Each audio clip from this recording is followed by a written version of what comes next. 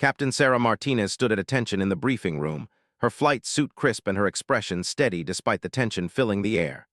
The morning sun streamed through the tall windows of the military base, casting long shadows across the polished floor where dozens of pilots waited for their assignments. She had been flying combat missions for 8 years, earning respect through skill and determination rather than seeking attention or praise. The door at the front of the room opened with a sharp click, and General Harrison walked in with purposeful strides. His 4 stars gleamed on his uniform, and his reputation preceded him wherever he went. Known throughout the military for his tough demeanor and old-school approach, he commanded respect from everyone under his command. Behind him followed his aide, a nervous-looking lieutenant who struggled to keep pace with the general's quick steps. General Harrison's eyes swept across the room, taking in each pilot with the calculating gaze of someone who had spent decades evaluating soldiers. His weathered face showed the marks of countless battles and difficult decisions. When his gaze landed on Captain Martinez, it lingered longer than on the others. A slight frown crossed his features as he noticed her among the predominantly male group of aviators. "Ladies and," the general began, his voice carrying the authority of someone accustomed to being obeyed without question. "Today's mission requires our best pilots. We're dealing with a situation that demands precision, skill, and unwavering focus." He paused, allowing his words to sink in before continuing. "The enemy has established a stronghold in a heavily defended area, and we need to neutralize their position without causing civilian casualties." The pilots listened intently as the general outlined the mission parameters. The target was located in mountainous terrain, surrounded by anti-aircraft defenses and protected by enemy fighters. It would require exceptional flying skills and perfect timing to succeed. Several pilots shifted uncomfortably in their seats as they realized the magnitude of what they were being asked to do. Captain Martinez remained motionless, her mind already analyzing the tactical challenges they would face. She had flown similar missions before, navigating through hostile territory where one wrong move could mean the difference between life and death. Her aircraft had taken damage on previous sorties, but she had always brought herself and her wingmen home safely. As the briefing continued, General Harrison began assigning specific roles to different pilots. He called out names and designations with military precision, each assignment carefully considered based on the pilot's experience and capabilities. The atmosphere in the room grew more tense as pilots realized they were being selected for one of the most dangerous missions of their careers. When the general's attention turned back to Captain Martinez, his expression hardened slightly. There was something in his demeanor that suggested he harbored doubts about her abilities, despite her impressive service record. The other pilots noticed the change in his tone, and an uncomfortable silence settled over the room. "Captain Martinez," he said, his voice carrying a hint of skepticism that didn't go unnoticed by anyone present. "I see you volunteered for this mission." She hadn't actually volunteered, but she knew better than to correct a 4-star general in front of her peers. Instead, she maintained her professional composure and waited for him to continue. The general walked closer to where she stood, his boots clicking against the polished floor. Other pilots turned their heads slightly to observe the exchange, sensing that something significant was about to happen. The tension in the room became almost palpable as everyone waited to see what would unfold. "Tell me, Captain," the general continued, his tone taking on a slightly mocking edge. "What's your call sign?" The question seemed innocent enough on the surface, but there was an undertone that suggested he expected her answer to be something frivolous or inappropriate for such a serious mission. Call signs in the military often carried stories behind them, sometimes reflecting a pilot's personality, a memorable incident, or their flying style. Some were earned through acts of bravery, while others came from embarrassing moments that fellow pilots would never let them forget. The general seemed to be implying that whatever her call sign was, it would somehow disqualify her from participating in such an important operation. Captain Martinez felt the weight of every eye in the room upon her. She had faced skepticism before, particularly early in her career when some questioned whether women belonged in combat roles. She had proven herself time and again, but it seemed she would need to do so once more. Her jaw tightened almost imperceptibly as she prepared to respond to the general's question. The seconds stretched out like hours as she considered her response. She knew that her answer would either earn his respect or confirm whatever preconceptions he might have about her capabilities. The other pilots waited in silence, some hoping she would prove herself worthy, others perhaps expecting her to falter under the pressure of the moment. Behind the general's question lay years of military tradition and the complex dynamics of a profession that had only recently begun to fully embrace women in combat roles.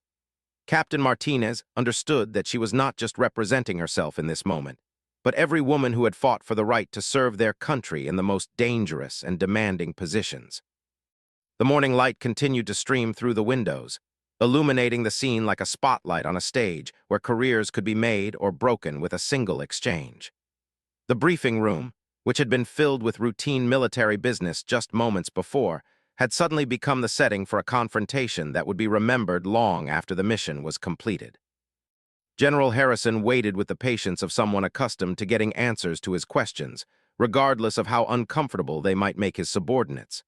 His expression remained stern and expectant, giving no indication of what he thought the appropriate response might be.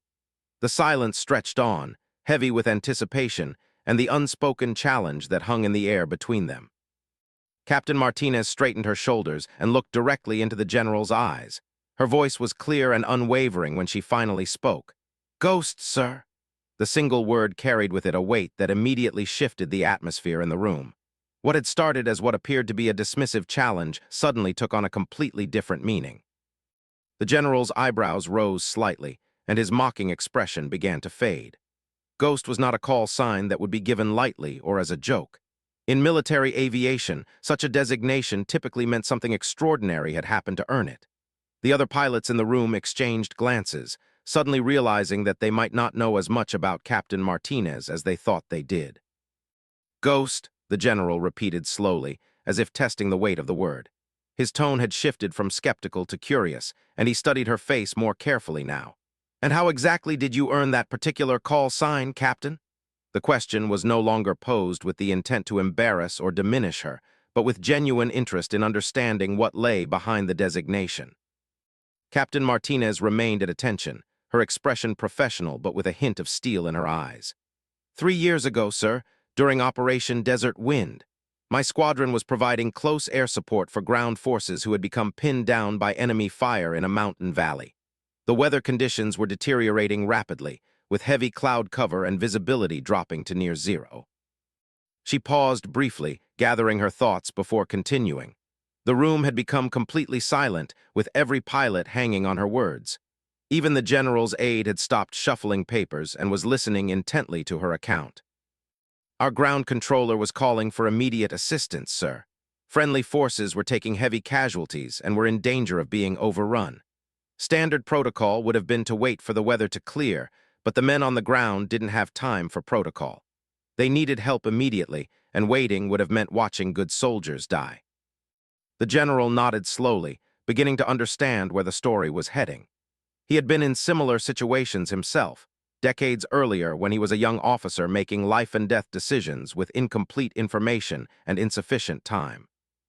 "I volunteered to make the run, sir. The cloud ceiling was so low that I had to fly through the mountains using only instruments and terrain mapping. The enemy couldn't see me coming because of the weather, but I also couldn't see them or the friendlies until I was practically on top of them. Navigation had to be perfect, because one mistake would have meant flying into a mountain or accidentally targeting our own people." As she spoke, the other pilots began to realize the complexity of what she was describing. Flying in such conditions required not just courage, but exceptional skill and split-second decision-making abilities. The margin for error in mountain terrain with zero visibility was essentially non-existent. "I made 4 separate attack runs, sir, appearing out of the clouds without warning to engage enemy positions, and then disappearing back into the weather before their anti-aircraft defenses could lock onto my aircraft.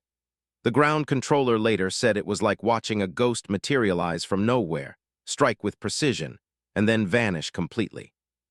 The general's expression had changed completely now. What had started as skepticism had transformed into professional respect for a fellow warrior who had proven herself under the most challenging circumstances. He understood the level of skill and courage required to execute such a mission successfully. "The enemy forces were completely demoralized by the attacks, sir. They couldn't predict when or where the next strike would come from, and they eventually broke contact and from their positions. Our ground forces were able to complete their mission and extract safely. 0 friendly casualties reported. Captain Martinez fell silent, having finished her account of how she earned her call sign. She didn't embellish the story or try to make herself sound more heroic than the facts warranted.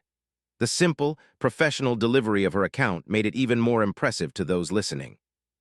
The general stood quietly for several moments, processing what he had just heard. Around the room, the other pilots looked at Captain Martinez with new understanding and respect. They had been flying alongside someone whose reputation was apparently far greater than they had realized. "The mission report crossed my desk," the general said finally, his voice now carrying a tone of acknowledgement rather than challenge. "I remember reading about a pilot who managed to break up a concentrated enemy assault through unconventional tactics in impossible weather conditions. The ground commander specifically requested recognition for the pilot who saved his unit." He walked a few steps closer to Captain Martinez, his entire demeanor having shifted from confrontational to respectful. What the report didn't mention was the pilot's name or call sign. It simply referred to exceptional performance by an aviator who demonstrated remarkable skill and courage under extremely adverse conditions. The general's aide watched the exchange with obvious surprise, clearly not expecting the conversation to take this direction.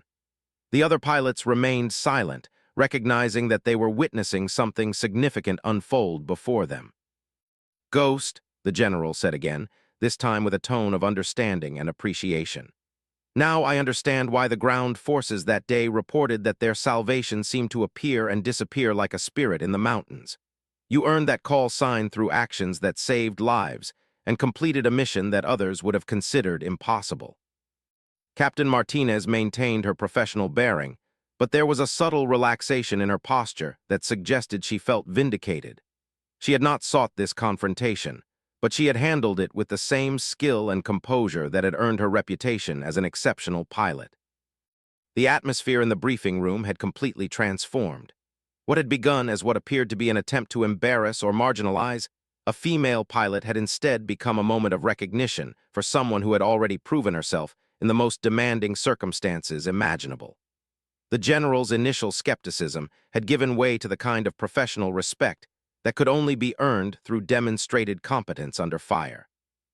General Harrison stood silent for a moment longer, his weathered face reflecting the internal taking place in his mind. The briefing room remained completely quiet, as if everyone present understood they were witnessing a pivotal moment that would be remembered and discussed for years to come. The morning light streaming through the windows seemed to highlight the significance of what was unfolding. Without warning, the general stepped back and brought his right hand up in a crisp military salute. The gesture was sharp, precise, and unmistakably genuine. It was the kind of salute that one warrior gives to another in recognition of proven valor and exceptional service. The sound of his heels clicking together echoed in the silent room. "Captain Martinez," he said in a clear, respectful tone, "I apologize for my initial skepticism. Your service record speaks for itself, and your actions during Operation Desert Wind demonstrate exactly the kind of skill and courage this mission requires." His salute remained steady as he spoke, a visible acknowledgement of his respect for her achievements. The other pilots in the room watched in stunned silence as one of the most decorated generals in the military rendered honors to a captain who had just proven her worth through words alone. Several of them straightened unconsciously, recognizing that they were witnessing a moment of genuine military respect and professionalism. Captain Martinez returned the salute with equal precision, her expression maintaining its professional composure while her eyes reflected a quiet satisfaction at having her abilities recognized. She held the salute until the general lowered his hand, following proper military protocol despite the unusual circumstances of their exchange. "Thank you, sir," she replied simply, her voice carrying the same steady confidence that had characterized her throughout the encounter. She understood that the general's gesture represented more than just personal acknowledgement. It was recognition of the contributions that women had made to military aviation and combat operations. The general lowered his salute and turned to address the entire room. "Let me be clear to everyone present," he announced, his voice carrying the authority that had made him one of the most respected leaders in the military. "Captain Martinez will be leading the primary strike element for today's mission. Her proven ability to operate effectively in challenging conditions makes her the ideal choice for this operation." The assignment carried significant weight beyond just the tactical aspects of the mission. By publicly placing Captain Martinez in command of the most critical element of the operation, the general was making a statement about merit-based leadership that would resonate throughout the unit and beyond. Furthermore, the general continued, I want everyone in this room to understand that call signs are earned through actions, not given as nicknames. Ghost earned her designation by saving lives and completing a mission that others considered impossible. That's the kind of pilot I want leading this operation. The other pilots nodded their understanding, many of them now viewing Captain Martinez with a new level of professional respect. The general's words had effectively reset the dynamic in the room, establishing her credibility and authority in a way that would make the upcoming mission more likely to succeed. As the briefing continued, the general outlined the specific roles each pilot would play in supporting Captain Martinez's primary strike. The tactical plan took advantage of her demonstrated ability to operate effectively in difficult conditions, with her experience in precision strikes being central to the mission's success. Captain Martinez, the general said, addressing her directly as the briefing concluded, you'll have complete tactical authority over the strike package. Your experience with unconventional approaches and precision targeting makes you the best qualified to adapt the plan as conditions require. The level of trust and responsibility being placed in her hands was significant, particularly given the high-stakes nature of the mission. The general was essentially betting the success of a critical operation on a pilot he had been skeptical of just minutes earlier. I won't let you down, sir, Captain Martinez responded, her voice carrying the confidence of someone who had already proven herself capable of exceeding expectations under pressure. The other pilots could see in her demeanor the same qualities that had enabled her to earn her call sign through actions rather than words. As the pilots filed out of the briefing room to prepare for their mission, several approached Captain Martinez to introduce themselves properly and express their confidence in her leadership. The atmosphere had shifted from one of uncertainty to professional camaraderie based on mutual respect and shared purpose. General Harrison remained behind as the room emptied, watching Captain Martinez gather her materials with the same methodical precision that characterized everything she did. When they were alone, he approached her once more. Captain, he said quietly, I want you to know that my initial reaction was inappropriate and unprofessional. Good officers earn my respect through their actions, regardless of any other considerations. You've clearly demonstrated that you're an exceptional pilot and leader. Captain Martinez looked up from her papers and met his gaze directly. Sir, I understand that trust has to be earned. I'm grateful for the opportunity to prove myself again, and I won't disappoint the confidence you've shown in me today. The general nodded approvingly. I have no doubt about that, Captain. Fly safe out there and bring everyone home. With that, he turned and walked toward the door, his bearing reflecting the satisfaction of a leader who had recognized talent and placed it where it could be most effective. As Captain Martinez left the briefing room to prepare for the mission, she reflected on how quickly circumstances could change when people were willing to acknowledge facts over preconceptions. The morning had started with skepticism and potential confrontation, but had ended with recognition and opportunity based on demonstrated merit. The mission that followed would be successful, with Captain Martinez's leadership proving as effective in practice as her reputation had suggested. But the moment that would be remembered most clearly was not the tactical victory, but the instant when a four-star general recognized exceptional service and rendered the respect that had been earned through courage, skill, and unwavering professionalism.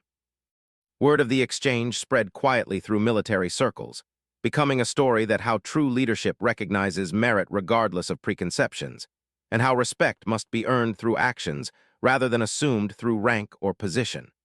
The general's willingness to acknowledge his initial mistake and publicly recognize Captain Martinez's achievements became a model for how senior leaders should handle